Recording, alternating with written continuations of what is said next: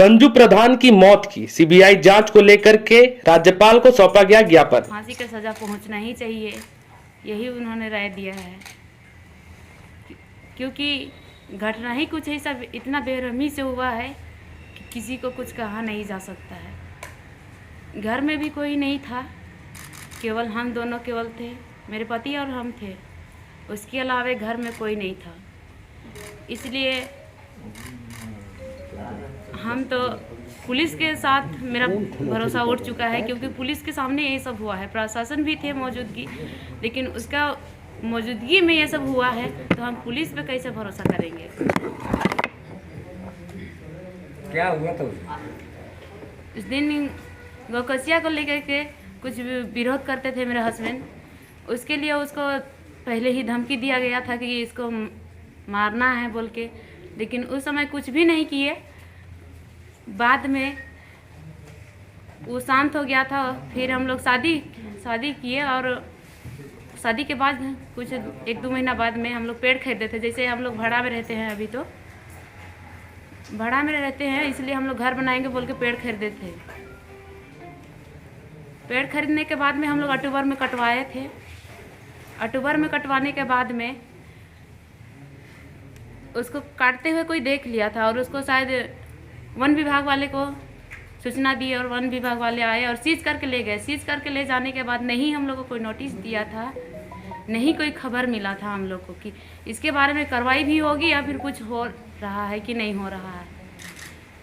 लेकिन हम लोग को कोई सूचना भी नहीं मिला। जैसे 4 तारीख को भी कोई मीटिंग रखा था, जैसे क्रिश्चियन भाई लोग मीटिंग रखा था, लेकिन हम लोग को हिंदू भाई को जा के घर घर बोला गया था कि जो नहीं मीटिंग आएगा उसको 500 रुपया जुर्माना लगेगा। उन्होंने सब कोई मीटिंग तो गया, वो लोग को टाइम दिया था कोई दूसरा टाइम। जैसे वो लोग पहले ही मीटिंग कर लिया था, उसके बाद में वो लोग को टाइम दिया था। जैसे मेरे बस्ती वाले, छपरी डिपा है मेरा बस्ती, पुराना बस्ती, हम लोग तो रहते हैं बिसरा बाजार डांड में। वहाँ जा कर के धमकी दिया था। उस समय सबको मीटिंग गया था,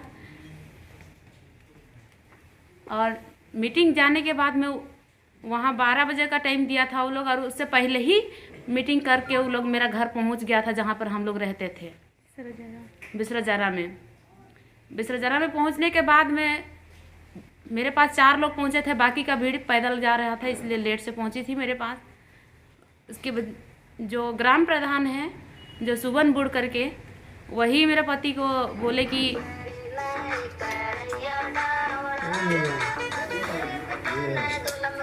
उसके बाद में आया वो ग्राम प्रधान, बोला कि कोई चुनाव का मीटिंग है बोल के, चुनाव का मीटिंग है बोला। उस समय हम ठीक है जाइए बोल के हम बोल दिए उसको। वो गए और रोड चढ़े ठीके से, जैसे घर है हम लोग मेन रोड के साइड में, गए और लेके चढ़ रहे थे, और रोड में जैसे ही चढ़े उसको खींचते हुए ले जा रहे थे। तो हम पूछे उनसे कि क्यों खींचते हुए ले जा रहे हैं, मीटिंग होता है, कोई बात होती है तो प्यार से ना होती है, किसी को तो ऐसा खींच कर नहीं ले जाते हैं, बोले हम उनसे। तो ऐसे ही भाभी, बस भाई में ऐसे ही मजाक हो रहा है, ऐसे बोले। तो ठीक है, मजाक होता है, लेकिन ऐसे भी नहीं कि किसी को तकलीफ लगे। तो नहीं भाभी, आप गुस्सा गए बोल रहे हैं। गुस्साने का बात नहीं है, लेकिन इस तरह से खींचते हुए ले जा रहे हैं, इसलिए थोड़ा सा मन को हताश हो गया। खड़ा भी नहीं हुए थे मेरा हस्बैंड ठीक से, और ग्राम प्रधान मारने के लिए स्टार्टिंग किया, और पूरा 500 का जो भीड़ आई थी ना, 500 से प्लस, वो सारे उस पर टूट पड़े। उसके बाद में मारने लगे। उस समय हम गए और हम भी पकड़े जोर से कि ऐसा मत कीजिए बोल के बचाने के लिए। तो हमको भी मार पड़ा था, हमको मार रहा था। उस समय मेरी छोटी बहन लोग वो लोग घर पे मौजूद थी, क्योंकि वो लोग तालाब गई हुई थी, इसलिए घर में नहीं थी।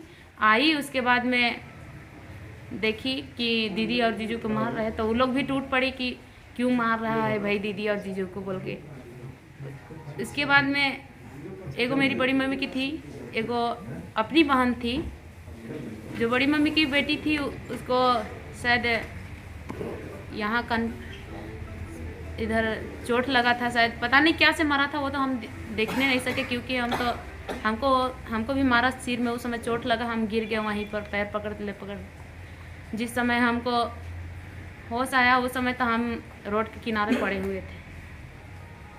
उसके बाद में फिर से हम जाएंगे बोल के बोले, लेकिन वहाँ घुसने नहीं दिया। प्रशासन और पुलिस भी थी, वो लोग का पैर पकड़ पकड़ के हम गिड़गिड़ाए कि बचाइए ना सर, बचाइए ना सर बोल के, हवा फायरिंग कर दीजिए, हवा फायरिंग कर दीजिए ना सर बोल के वो लोग को बोले, लेकिन कोई मेरा बात नहीं सुना। तो अब आप ही लोग बताइए कि हमको पुलिस पे कैसे भरोसा करें?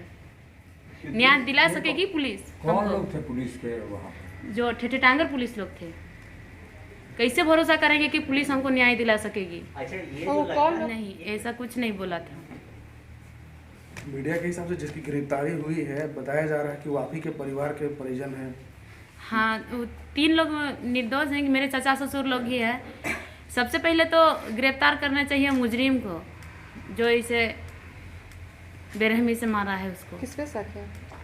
लेकिन सबसे पहले मेरे चाचा ससुर को गिरफ्तार किए हैं, लेकिन क्यों किए हैं वो तो पुलिस ही बता पाएगी, क्यों किए हैं और काहे किए हैं, उसको तो हम नहीं बता पाएंगे।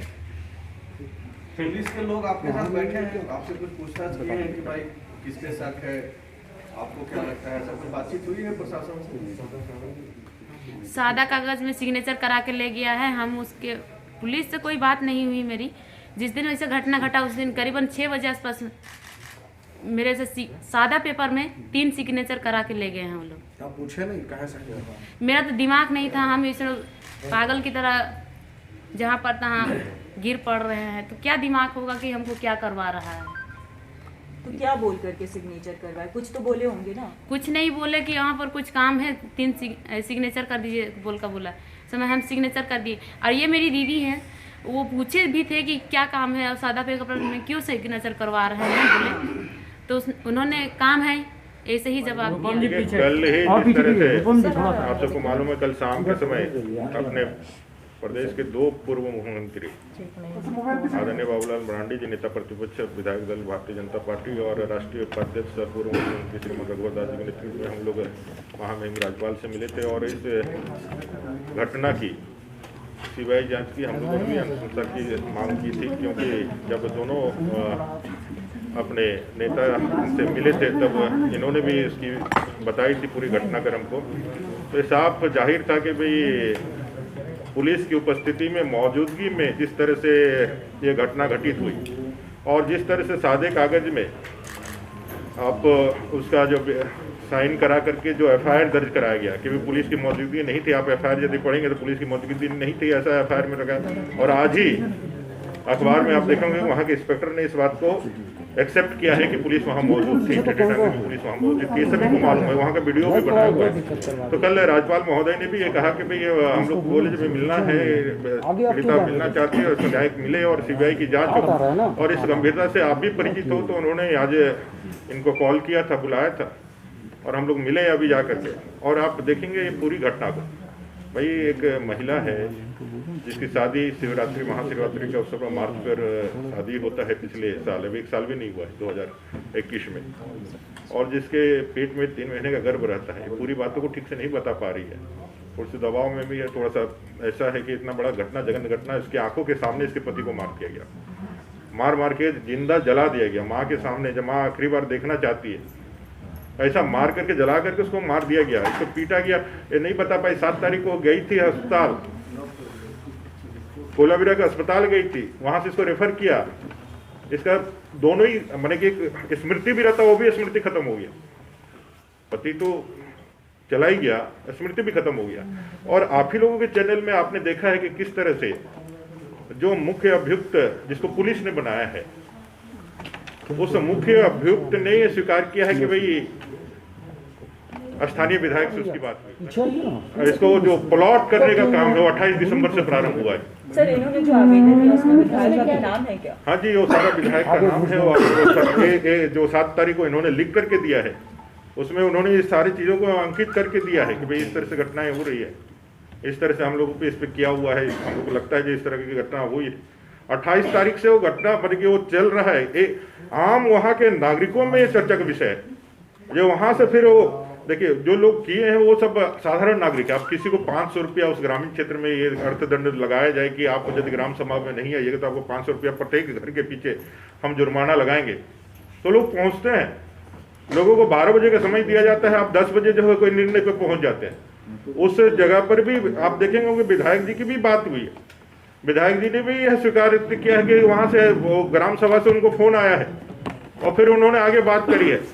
तो ये सारे विषयों में जहां पुलिस है वहां पर पुलिस खुद सत्य को छिपाने के लिए पूरा भरसक प्रयास कर रही है, और अपनी गलती को छिपाने के लिए, अपने अकर्मण्यता को छिपाने के लिए, अपने फेलियर को छिपाने के लिए वो पूरी तरह से जो है पूरा दोषारोपण और इसको जो है ना एक हल्का बना करके करने का कोशिश कर रहा है। एक मानव का जीवन इस तरह से ले लेने का काम कोई कैसे कर सकता है? अभी जो राजभवन में जो आप गए, राज्यपाल से जो बातचीत हुई, उसमें क्या कोंगाड़ी के खिलाफ आप लोगों ने शिकायत की राज्यपाल से? देखिए, अभी जो सपना जी ने जो दिया है अपना वो 27 तारीख को जो उन्होंने आवेदन दिया है थाने के अंदर, माफ कीजिए 7 बोल रहे हैं, 7 तारीख को जो आवेदन दिया है थाने के अंदर, एक तो जब वो उनका होशो हवास नहीं था, 4 तारीख की घटना होती है, इनका होशो हवास नहीं था, 3 सादा कागज में साइन करा करके FIR लॉन्च जो सरकार मैंने जो थाने ने किया है, जो गलत FIR लॉन्च किया है, और जिसका प्रमाण यही साफ हो जाता है कि भाई पुलिस ने जो इसमें FIR में दर्शाया है कि पुलिस वहां उपस्थित नहीं थी, घटना के बाद आई है, और आज इंस्पेक्टर ने एक्सेप्ट किया कि वहां पे वो घटना के समय पुलिस वहां मौजूद थी, इंस्पेक्टर, और सारे लोग बता रहे हैं। इसका वीडियो फुटेज भी आज नहीं तो कल आपको मिल जाएगा। आप 7 तारीख को इन्होंने जब अपना होश संभाला तो इन्होंने पूरा अपना जो है लिख करके जो इनके साथ हुआ है और इसके लिए जो प्रे उन्होंने करना था वो इन्होंने लिख करके दिया थाने के अंदर, जिसमें सारी घटनाओं का, सारे विषयों का, और जो जनप्रतिनिधि है उनके विषय में इनकी क्या शंकाएं हैं, वो सारे विषयों को लगा करके उन्होंने दिया है। और जिसकी ताकीद और जिसका जो मैं कह सकता हूँ एक टीवी चैनल के इंटरव्यू में सारी चीज़ों को आपको जो है वो दर्शाया जा रहा है, उसको बताया जा रहा है, उसको दिखाया जा रहा है कि भाई इस तरह की घटना है, और जो ये बता रही है वो सारे सच्चों का प्रमाण भी उनके मुख के स्वीकारोक्ति से मिलता है। वो सारी घटनाओं को एक कड़ी के रूप में जोड़ता है। मेडिकल वहाँ से वहाँ रेफर करके उनको भेज दिया जाता है, मिसकैरेज हो जाता है, और आज जिस तरह से दबाव बनाया जाता है, और सरकार का कोई भी बयान, कोई भी प्रयास नहीं होता, ना उसका दरोगा सस्पेंड होता है, ना SP का लाइन हाजिर होता है, तो समझ में आता है कि भाई ये सरकार कुछ नहीं करने वाली, ये प्रशासन कुछ नहीं करने वाला है। और महामहिम राज्यपाल से इन्होंने यही प्रे किया है कि इसकी सच्चाई की जांच होनी चाहिए। और इन्होंने एक बात कही, DC इनके पास गए थे, कह रहे थे कि मुर्गी पालन कर लो, बकरी पालन कर लो, बत्तख पालन कर लो, जो करना है कर लो। आप पूछ सकते हैं DC को, इन्होंने साफ कहा कि मेरे पास मुर्गी भी है, बत्तख भी है, हमारे पास बकरी भी है, आपको जो चाहिए वो हम दे देंगे, लेकिन मेरा जो चला गया उसके बारे में आप क्या कह रहे हैं? उसको क्या लौटा के ला सकते हैं क्या? अम्बेडकर आवास देंगे, किसके लिए हम लेंगे अम्बेडकर आवास? घर बनाने के लिए लकड़ी लिए, तो उसके लिए तो जान मार करके यहाँ तो आपने मरा दिया। उसको कौन बहाना क्या बना रहे हैं, किस कारण से मारे हैं? हमको न्याय चाहिए और इसका CBI जांच चाहिए, स्पष्ट रूप से इन्होंने कहा। आप उनके DC से पूछ सकते हैं, वो इनका उनका वक्तव्य मैं बता रहा हूँ, यहाँ हम लोग का कोई वक्तव्य नहीं है, ये सारा विषय इनका। अब क्या है कि भारतीय जनता पार्टी ऐसे लोगों के साथ जो अन्याय अत्याचार हुआ है उसको न्याय दिलाने के लिए इनके साथ खड़ी है। और राज्यपाल महोदय ने भी साफ तौर पे कहा है, राज्यपाल महोदय ने भी साफ तौर पे इनके सारी चीज़ों को समझ करके देख करके कहा है कि भाई सिक्योरिटी लॉट इसका जो है ना पूरी तरह से कानून और व्यवस्था का कहीं ना कहीं इसमें लैप्सेज है, और वो पूरे चीज़ों को ध्यान में रख करके यहाँ के जो अफसर्स हैं, चाहे DG हो चाहे चीफ सेक्रेटरी हो, सबसे बात उत करके वो आगे के लिए जो न्यायोचित कार्रवाई होगी और जिसके तहत इसको न्याय मिलेगा वो अपने विवेक से निर्णय लेकर के करेंगे। सर, कानून बने महज 15 दिन हुआ, जबकि